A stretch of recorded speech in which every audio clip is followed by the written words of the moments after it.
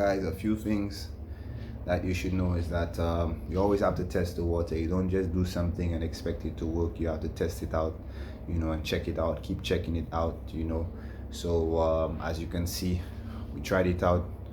We had to remove Cartoon from Roxy because it's not that she was doing anything bad, but she wasn't allowing us to work on him, and this would go out good for some guys who not at the kennel all the time, and sometimes you have to move the dogs with you, to make it happen. Usually I stay close to the kennel, but I on the move most of the time, so Cartoon has to stay with me, and then we'll work it out from there.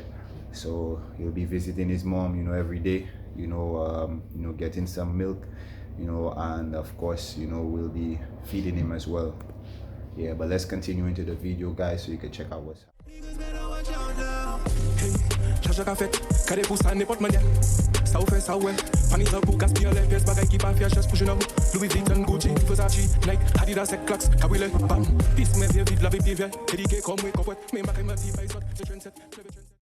Big KC, what's up?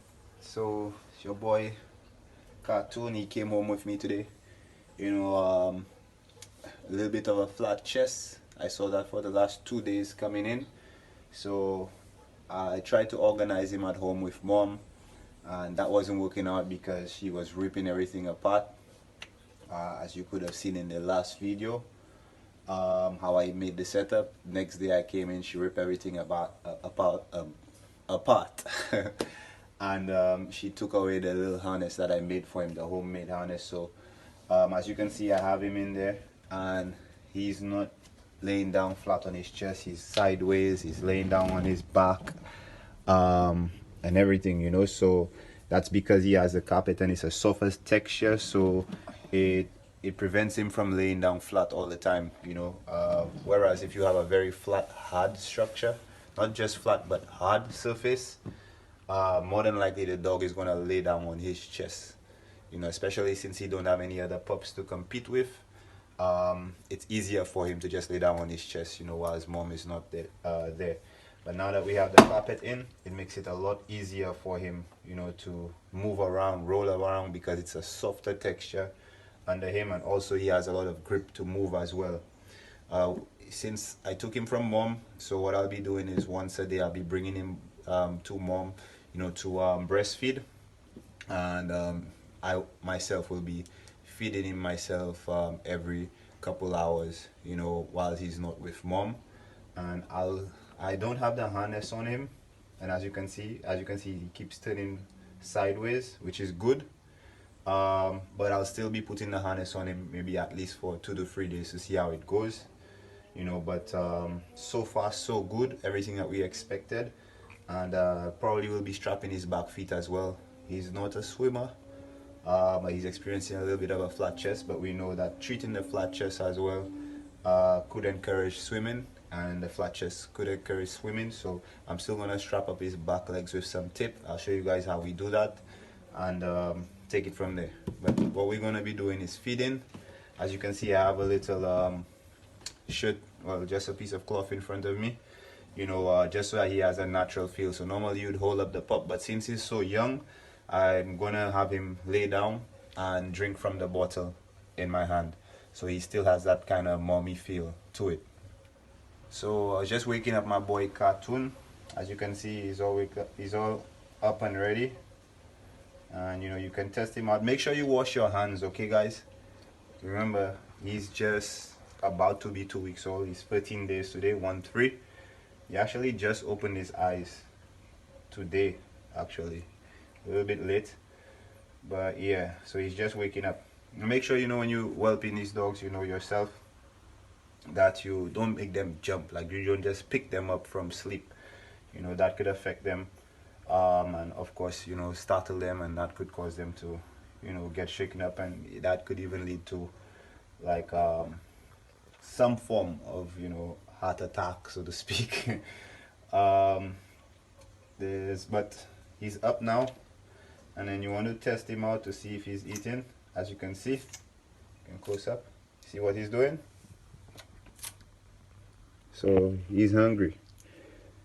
He ate just before we took him from mom about 2.5 hours ago. I only had him sleeping a little bit longer. Usually you feed them every 2 hours. Yeah, so before we take him out, we're going to take him out now. Boy lying down nice and straight. Like I said, as you can see guys, a little bit of a flat chest. You can see his stomach coming out here and a little bit of a flat chest here. So that's what we're going to be taking care of. So yeah, right now is feeding time. Make sure you have an extra rag guys, because this can get messy, especially the first few times. So what I normally do, I take my pinky finger, I get it under the mouth to hold him steady, and then I come in. And as you can see, he's going on it now. Try not to force the puppy. Just let him go at his own pace. It's foreign for him, so it'll take a while. As you can see, he's searching for it, so yeah.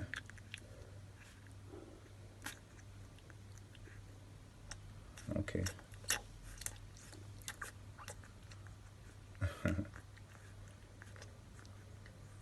So that's how you feed a pup, guys. He's a biter as well. I get him biting his mom's nipple all the time. Yesterday I tried, today is the third time I'm trying to feed him. So yesterday he took it very well, but I realized he loves to bite on the nipple. He's searching, so you have to get it to him. So you realize he keeps trying to go flatter than this, like trying to stay flat. And that's because he's young, and that's what he's already familiar with when going to breastfeed from mom. So sometimes he would leave my arm and my hand and go out to eat. So that's why you want to keep them as low as possible when feeding, you know, so they're in a little bit more of a natural position. I know from some of my last videos you see me feeding the dogs upwards, you know, but that's because these pups were a lot older than cartoon. Yeah, and there's a technique, you know, to hold them in your palm. You know, you still kind of have them on that flat surface, but it's a little bit easier. So for my boy cartoon, I'm just doing it this way. Probably in the next few feedings I'll have him feed sideways as well, just like, you know, he was competing with other puppies. But yeah, so we're going to have him drink as much as he can, and I'm gonna be strapping him up in a moment. So I'll get back to you guys, BKC. You don't know. Guys, and keeping clean is one of the main things, you know. Usually the vets would advise as well that you deworm about 3 weeks old. You know, with me, my last litter I dewormed at 2 weeks old. I used fenbendazole. Again, it's called fenbendazole, guys, in case you're wondering what I use.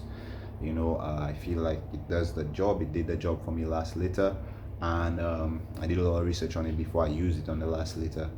You know, so normally I do it at 2 weeks. You know, for cartoon I'll probably do it about 2.5 weeks, you know, since his eyes just opened today, you know, the 13th day. You know, usually it happens on the 10th, 11th day, you know, eyes would open. So I'll give him them extra 2 days that he would take, and then I'll go into deworming him as well, especially since he's not on the mom. I won't wait for the 3 weeks, you know, so that way we can build up his system as well. So I'll be deworming him again, guys. I'm using fenbendazole in case you guys wondering what I use. I feed goat milk. That's my goat milk with the supplements from Bloodline. So we feed goat milk, powdered goat milk. I use 1 scoop, well, 2 scoops to basically a cup.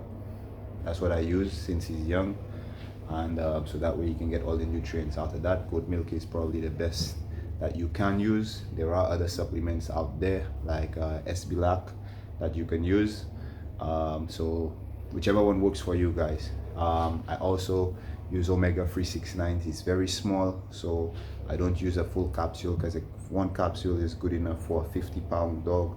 So what I would do is just take like a drop from the capsule, and I would use it, you know, in his bottle, and that's the bottle I would feed throughout the entire day. So just a small portion of it from the capsule, not even half, you know, just a small portion, and the bottle I feed for the entire day, that's what I would mix into it.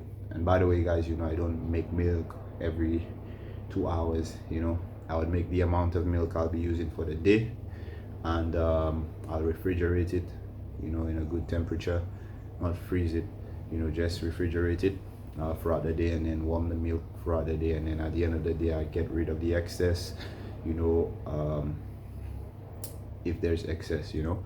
But that's what I would do on a daily basis. That's what we're going to be doing for our boy Cartoon.